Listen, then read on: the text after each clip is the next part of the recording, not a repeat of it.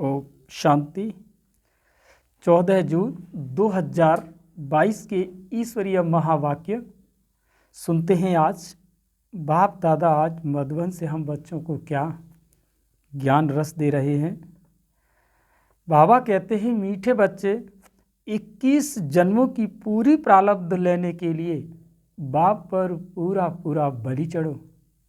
अधूरा नहीं, बलि चढ़ना अर्थात बाप का बन जाना, माना एक बल, एक भरोसा और एक आस और एक ही विश्वास, माना बाप का बन जाना, बलि चढ़ जाना।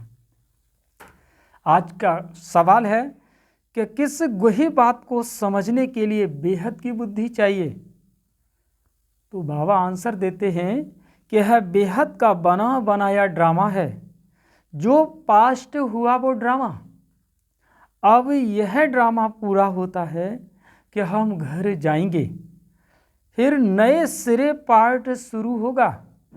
ये गुही बातें समझने के लिए बेहद की बुद्धि चाहिए। बेहद रचना का ज्ञान बेहद का बाप ही देते हैं। आज का प्रश्न है, मनुष्य किस बात में हाय हाय कर रड़ी मारते हैं और तुम बच्चे खुश होते हो? उत्तर है कि अज्ञानी मनुष्य थोड़ी सी बीमारी आने पर रड़ी मारते हैं, तुम बच्चे खुश होते क्योंकि समझते हो यह भी हमारा पुराना हिसाब किताब चुकतू हो रहा है। गीत तूने रात गवाई सोई के और दिन गवाया खाई के, और हीरा जन्म अनमोल था कौड़ी दिया बनाई से। ओम शांति। वास्तव में ओम शांति कहने की जरूरत नहीं, परंतु कुछ न कुछ बच्चों को समझाना ही होता है, परिचय देना होता है।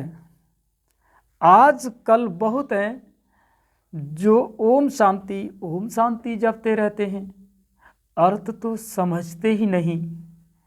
ओम शांति हम आत्मा का स्वधर्म शांत है, यह तो ठीक है, परंतु फिर शिवोहम कह दिया गया है, वह फिर रंग हो गया। वास्तव में इन गीतों आदि की भी जरूरत नहीं है। दुनिया में आजकल बहुत कनरस हैं, इन सभी कन रस में फायदा कुछ नहीं है।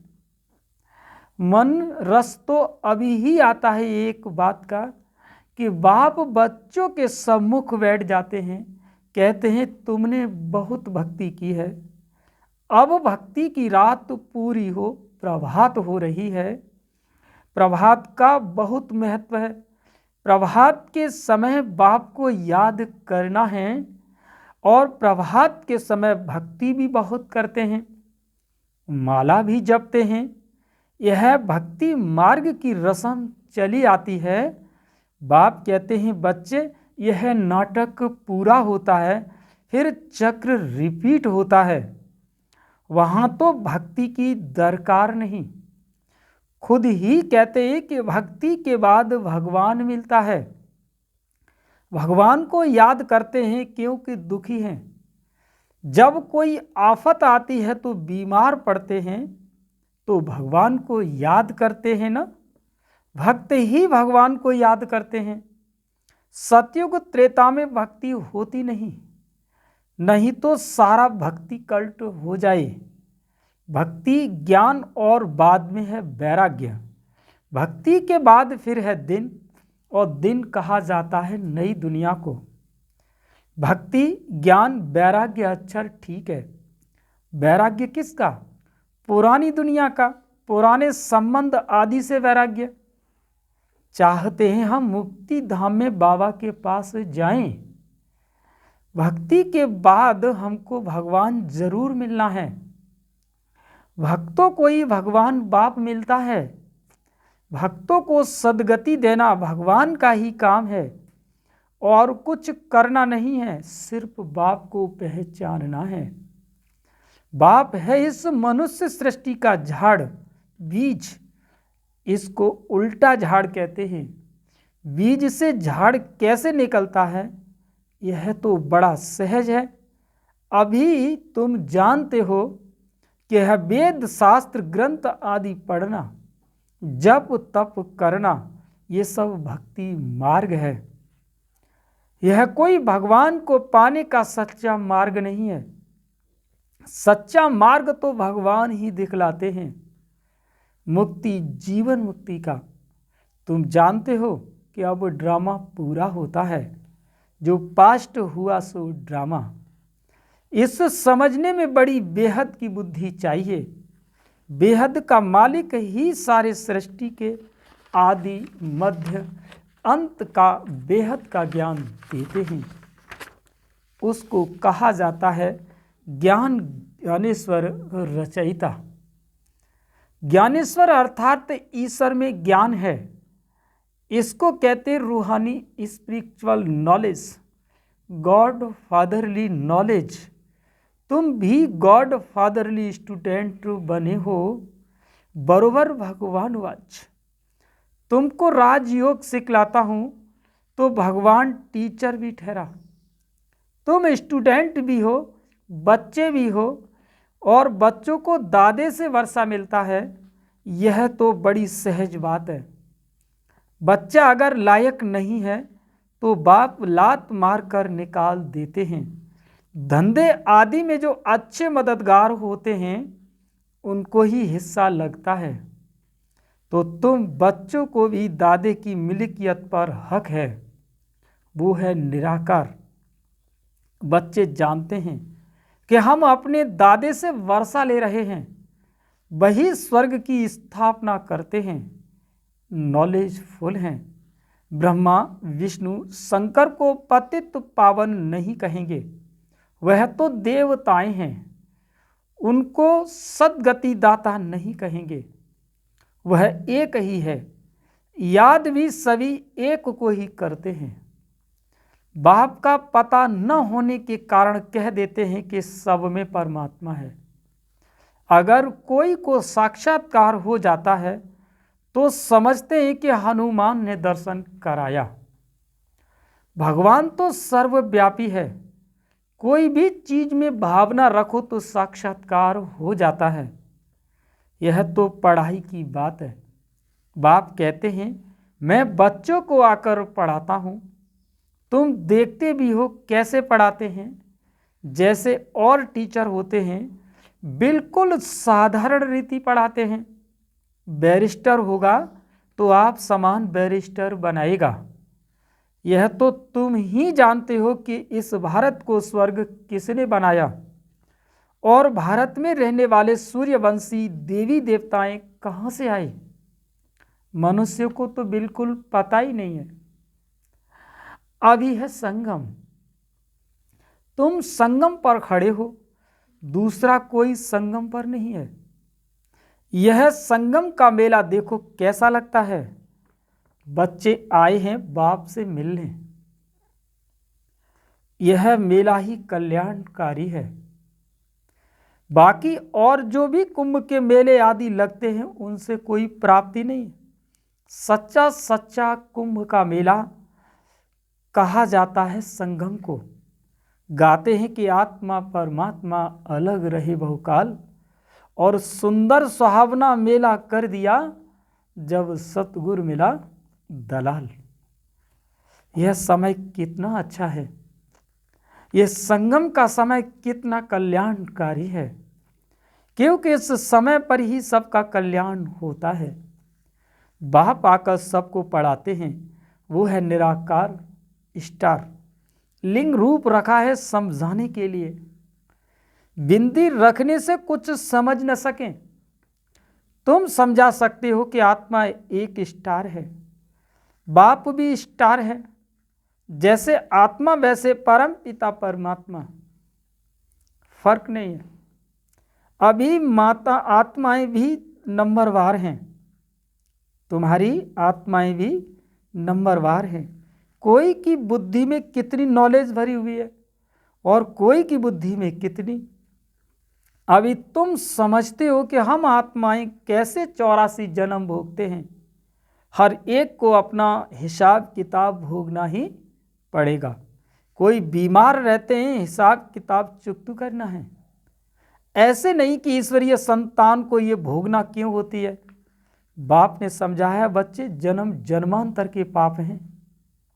भल कुमारी है, कुमारी से क्या पाप हुआ होगा, परंतु यह तो अनेक जन्मों का हिसाब किताब चुकतू होना है। बाबा ने समझाया है कि इस जन्म में भी किए हुए पाप अगर सुनाएंगे नहीं तो वृद्धि अंदर को खाते रहेंगे। बतला देने से फिर वह वृद्धि नहीं होगी। सबसे नंबर 1 भारत तो पावन था, अब भारत सबसे पतित है, तो उन्हों को मेहनत भी जास्ती करनी पड़ती है। जो सर्विस बहुत करते हैं समझ सकते हैं कि हम ऊंच नंबर में जाऊंगा, कुछ हिसाब किताब रहा हुआ होगा तो भोगना पड़ेगा।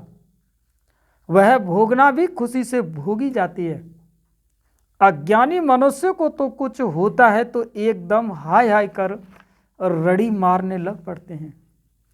यहाँ तो खुशी से भोगना है। हम ही पावन थे, फिर हम ही सबसे पतित बनते हैं। यह चोला पाट बजाने के लिए हमको ऐसा मिला है। अभी बुद्धि में आया है कि हम सबसे जास्ती पतित बने हैं। बड़ी मेहनत करनी पड़ती है। आश्चर्य नहीं खाना चाहिए कि फलाने को ये बीमारी क्यों। अरे देखो कि कृष्ण का भी नाम गाया हुआ है, सांवरा गोरा। चित्र बनाने वाले तो समझते नहीं, वह तो राधे को गोरा और कृष्ण को सांवरा दिखाते हैं। समझते हैं कि राधे कुमारी है तो उनका मान रखते हैं। समझते हो वह कैसे काली होगी। इन बातों को तुम समझते हो। जो देवता कुल के थे अब वह अपने को हिंदू धर्म के समझ रहे हैं। तुम श्रीमत पर अपने कुल का उद्धार करते हो। सारे कुल को पावन बनाना, सैल्वेज कर ऊपर ले आना है। तुम सैल्वेशन आर्मी हो। बाप ही दुर्गति से निकाल सदगति करते हैं। वही क्रिएटर, डायरेक्टर, मुख्य एक्टर गाया हुआ है। एक्टर कैसे हैं? पतित पावन बाप आकर पतित दुनिया को सभी को पावन बनाते हैं। तो मुख्य हुआ ना। ब्रह्मा विष्णु शंकर को कोई करण करावनहार नहीं कहेंगे। अभी तुम अनुभव से कह सकते हो कि बाबा जिसको करण करावनहार कहते हैं वह इस समय पार्ट बजाते हैं। वो पार्ट बजाएंगे भी संगम पर। उनको कोई जानते नहीं। मनुष्य 16 कला से फिर नीचे गिरते हैं। आहिस्ते आहिस्ते कला कम होती जाती है। हर जन्म में कुछ न कुछ कला कम होती है। सतयुग में 8 जन्म लेने पड़ते हैं। एक एक जन्म ड्रामा अनुसार कुछ न कुछ कला कम होती है। अभी है चढ़ने की बारी। जब पूरे चढ़ जाएंगे फिर धीरे धीरे उतरेंगे। बच्चे जानते हैं कि अभी ये राजधानी स्थापन हो रही है। राजधानी में तो हर प्रकार के चाहिए। जो अच्छी रीति श्रीमत पर चलते हैं वह ऊंच पद पाते हैं। सो भी जब पूछे ना बाबा को अपना पूरा पोता मेला भी भेजें, तब बाबा राय दे सकते हैं कि ऐसे नहीं कि बाबा तो सब कुछ जानते हैं। वो तो सारी दुनिया के आदि मध्य अंत को जानते हैं। एक एक की दिल को तो नहीं बैठ जानेंगे। वो नॉलेजफुल है। बाबा कहते हैं कि मैं आदि मध्य अंत को जानता हूँ। तब तो बताता हूँ कि तुम ऐसे ऐसे गिरते हो फिर ऐसे चढ़ते हो। ये पार्ट भारत का है। भक्ति तो सब करते हैं। जो जास्ती भक्ति करते हैं उनकी सबसे पहले सदगति मिलनी चाहिए। पूज्य थे फिर 84 जन्म भी उन्हों के लिए। भक्ति भी उन्होंने है की है नंबरवार। भल इस समय जन्म मिला है परंतु आगे जन्म के पाप तो है ना, वो कटते हैं याद के बल से। याद ही है डिफिकल्ट है। तुम्हारे लिए बाबा कहते हैं कि तुम याद में बैठो तो निरोगी बनेंगे। बाबा से वर्षा मिलता है सुख शांति पवित्रता का। निरोगी काया का या बड़ी आयु भी मिलती है सिर्फ याद से। नॉलेज से तुम त्रिकालदर्शी बनते हो। त्रिकालदर्शी का अर्थ भी कोई नहीं जानते। रिद्धि सिद्धि वाले भी बहुत है, यहाँ बैठे भी लंदन की पार्लियामेंट आदि देखते रहेंगे, परंतु इस रिद्धि सिद्धि से तो कुछ भी फायदा नहीं। दीदार भी होते दिव्य दृष्टि से, इन नैनों से नहीं। इस समय सब सांवरे हैं, तुम बलि चढ़ते हो अर्थात बाप का बनते हो। बाबा भी बलि चढ़ा पूरा, जो अधूरे बलि चढ़ते हैं तो मिलता भी अधूरा है। बाबा भी बलि चढ़ा ना, जो कुछ था बलि चढ़ा दिया। जो इतने सब बलि चढ़ते हैं उनको 21 जन्मों की प्राप्ति होती है। इसमें जीव घात की बात नहीं, जीव घाती को महापाप कहा जाता है। आत्मा अपने शरीर का घात करे यह भी अच्छा नहीं है। मनुष्य दूसरे का गला काट देते हैं, ये अपना काट लेते हैं, इसलिए जीव घाती महापापी कहा जाता है। बाप मीठे मीठे बच्चों को कितना अच्छा रीति समझाते हैं कि तुम जानते हो कि कल्प कल्प कल्प के संगम युगे इस कुंभ के मेले में आते हैं। यह वही माता पिता हैं, कहते हैं बाबा आप ही हमारे सब कुछ हो। बाबा भी कहते हैं हे बच्चे तुम आत्माएं हमारे हो। तुम बच्चे जानते हो कि शिव बाबा आया हुआ है कल्प पहले मुआफिक। जिन्होंने पूरे 84 जन्म लिए हैं उन्हों को श्रृंगार कर रहे हैं। तुम्हारी आत्मा जानती है बाबा नॉलेजफुल पतित पावन है, वह हमको अभी सारी नॉलेज देते हैं। वही ज्ञान का सागर है, इसमें शास्त्रों की कोई बात नहीं। यहाँ तो देह सहित सब कुछ भूल अपने को आत्मा समझना है। एक बाप के बने हो तो सब कुछ भूल जाना है, और संग बुद्धि योग तोड़ एक संग जोड़ना है। गाते भी ये तुम हमारे संग ही जोड़ेंगे बाबा, हम पूरे बलिहार जाएंगे। बाप भी कहते हैं कि हम तुम्हारे पर बलिहार जाते हैं। मीठे बच्चे सारे विश्व की राजाई का मैं तुमको मालिक बनाता हूँ। मैं तो निष्कामी हूँ। मनुष्य भल कहते हैं कि निष्काम सेवा करते हैं, परंतु फल तो मिलता है ना। बाप निष्काम सेवा करते हैं यह भी तुम जानते हो। आत्मा जो कहती है कि हम निष्काम सेवा करते हैं, ये कहाँ से सीखे हैं? तुम जानते हो कि निष्काम सेवा बाबा ही करते हैं। आते ही कल्प के संगम युग पर अभी भी तुम्हारे सम्मुख बैठे हैं। बाप खुद कहते हैं मैं तो हूँ निराकार, मैं तुमको ये वर्षा कैसे दूं?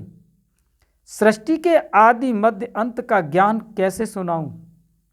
इसमें प्रेरणा की बात नहीं। शिव जयंती मनाते हैं तो जरूर आता हूँ ना। मैं आता हूँ भारत में, भारत की महिमा सुनाते हैं। भारत तो बिल्कुल महान पवित्र था, अब फिर से बन रहा है। बाप का कितना अच्छा बच्चों पर लव है। अच्छा मीठे मीठे सिकी लदे बच्चों प्रति मात पिता बाप दादा का याद प्यार गुड मॉर्निंग नमस्ते नमस्ते।